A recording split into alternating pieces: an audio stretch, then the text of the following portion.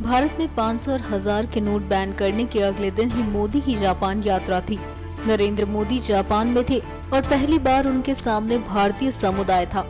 ऐसे में मोदी भला उन विरोधियों पर कैसे चुप रहते जिनके पाप की कमाई पर ग्रहण लग गया है। कि पाप करने वालों की संख्या कोई ज्यादा नहीं होगी,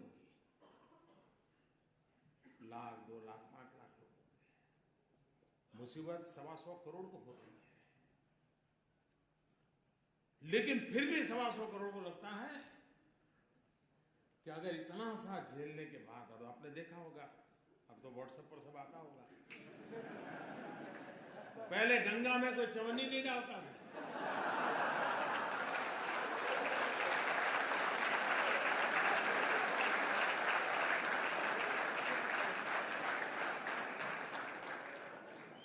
नौटे बह रही है गंगा। जिन्होंने पैसे दबा के रखे हुए हैं उन सबको मोदी ने धमकाया भी और जमकर कहा कि ऐसा नहीं है कि पैसा जिन्होंने दबाया है वो 30 दिसंबर के बाद बच जाएंगे, उनके लिए फिर से स्कीम आएगी। अच्छा, ऐसा नहीं कि हमने रातों रात किया है। हमने पहले एक स्कीम निकाली कि भाई आप इतना दंड देकर के जितना दे सकते हो दे दीजिए। तो करीब 67,000 करोड़ रुपए आए। तब भी कुछ लोग तो कहते थे कि मोदी फेल हो गए, मोदी का कुछ नहीं हुआ, लेकिन आखिर भी आंकड़ा आया तो अब वो बोलते ही नहीं है। और पिछले 2 साल में इस प्रकार के अलग अलग जो प्रयास किए, करीब करीब 1.25 लाख करोड़ रुपया वापिस आया। 1.25 लाख करोड़ रुपया।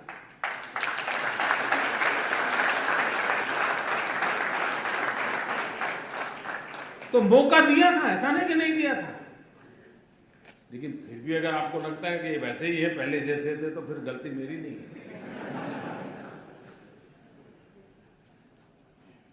और इसलिए, और जो लोग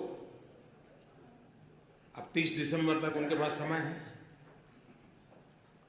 और 30 दिसंबर तक कोई तकलीफ के बिना सारा कारोबार, हाँ जल्दबाजी करेंगे तो थोड़ी तकलीफ हो सकती है, लेकिन 30 दिसंबर तक कोई मुश्किल नहीं होगा। 125 करोड़ देशवासियों का उनके हक की चीजें मिल जाएंगी। लेकिन कुछ लोग सोचते होंगे कि 30 दिसंबर के बाद, तो मैं आज फिर से यहां ऐलान करना चाहूंगा कि ये स्कीम पूरी होने के बाद दूसरा कुछ आपको ठिकाने लगाने के लिए नहीं आएगा, इसकी गारंटी नहीं है। 500 और 1000 के नोट को बैन करने के बाद पहली बार जापान से मोदी ब्लैक मनी पर बोल रहे थे और हाव भाव देखकर आप मोदी के दंग रह जाएंगे कि कैसे मोदी ने काले धन वालों की बोलती बंद कर दी है। अभी अभी का मेरा ताजा अनुभव है।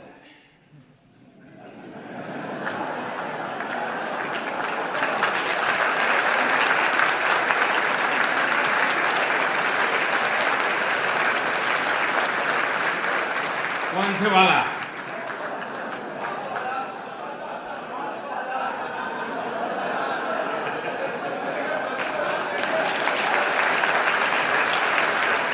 आपको भी पता है कि अचानक 8 तारीख को रात को 8 बजे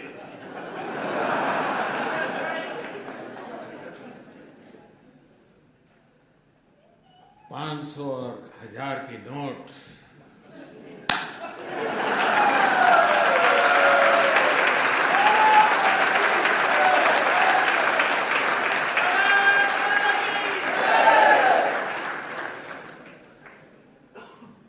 मैं 125 करोड़ देशवासियों को नमन करता हूं, सलाम करता हूं।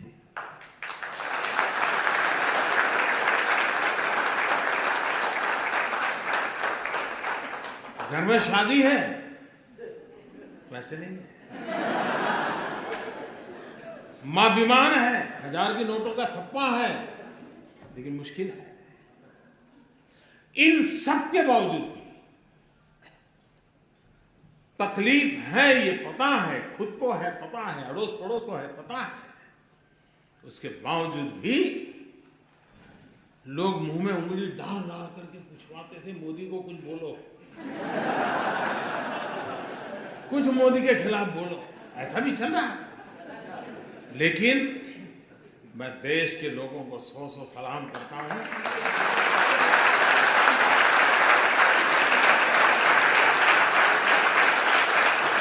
कोई 4 घंटे लाइन में खड़ा रहा, कोई 6 घंटे खड़ा रहा, लेकिन तकलीफ झेली, लेकिन देश के हित में इस निर्णय को वैसे ही स्वीकार और स्वागत किया है जैसे 2011 में जापान के हर नागरिक ने करके दिखाया।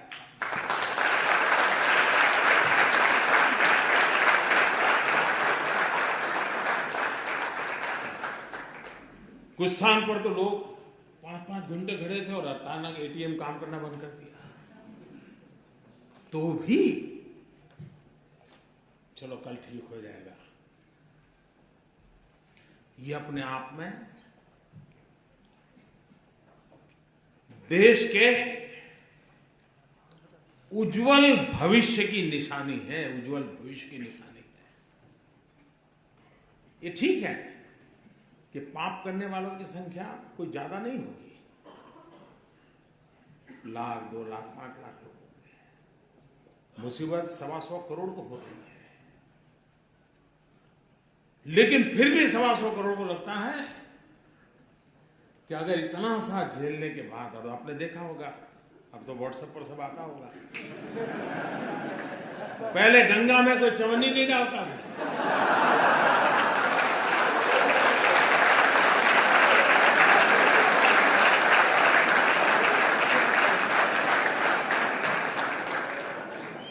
नोटे बह रही है गंगा।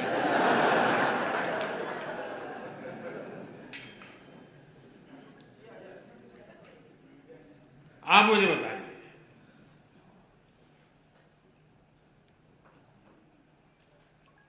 ये चोरी का माल निकलना चाहिए नहीं निकलना चाहिए?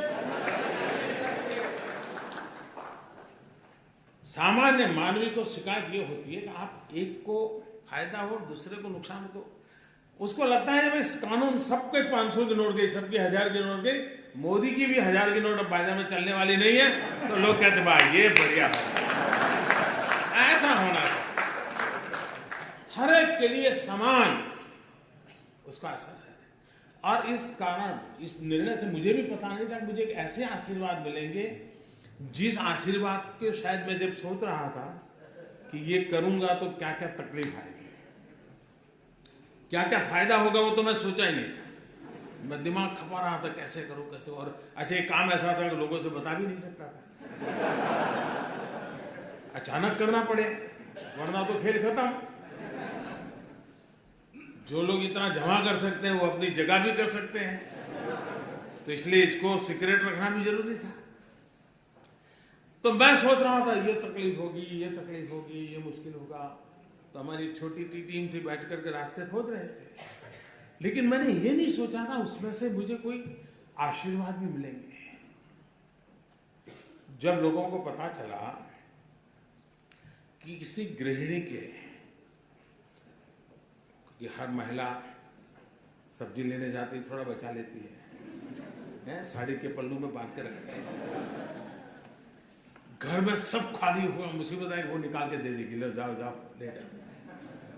हमारे देश में महिला कुछ न कुछ बचा के रखती है, और ईमानदारी का होता है, कोई बेईमानी का पैसा नहीं होता है। जब हमने कह दिया कि अगर किसी गृहिणी का 2.5 लाख रुपया अगर वो बैंक में जमा कर देगी, तो सरकार उसको नहीं पूछेगी कि ये 2.5 लाख रुपए कहां से आए थे।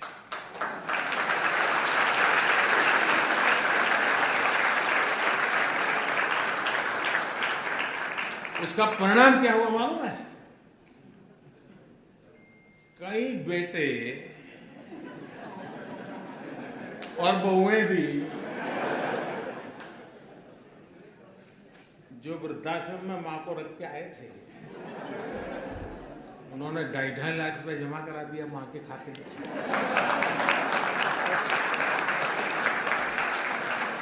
अब मुझे बताइए वो माँ मुझे आशीर्वाद देगी कि नहीं देगी? ऐसी वृद्ध माँ आशीर्वाद दे तो फिर योजना सफल होने में कोई आशंका रहती है क्या? भाइयों बहनों, ये बहुत बड़ा स्वच्छता का अभियान है। ये किसी को परेशान करने के लिए नहीं है। तकलीफ हुई है, तकलीफ तो होती, मुझे भी अंदाज, मैंने पहले दिन भी कहा, जब 8 तारीख को मैंने राष्ट्र के नाम संबोधन किया तब भी कहा कि इतना बड़ा देश है, 50 दिन दिए हैं, जल्दबाजी करने की जरूरत नहीं, 50 दिन दिए हैं, जाकर के अपने जो ईमानदारी के हक के पैसे हैं वो जमा कराए, बदले में उनको खाते में पैसे आ जाएंगे। लेकिन मैं इस बात को स्पष्ट मानता हूं, बिना हिसाब का अगर कुछ आया हाथ तो उसका देश आजाद हुआ तब से आज तक का हिसाब चेक करने वाला हूं।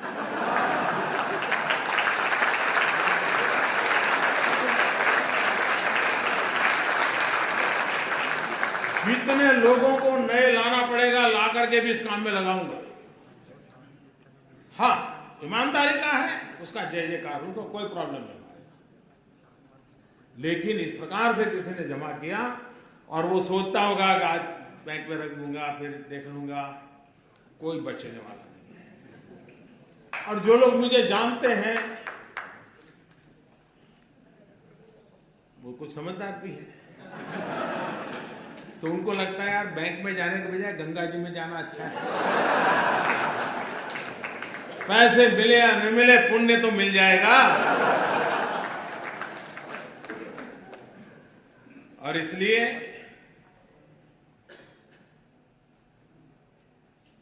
देश को मैं फिर एक बार,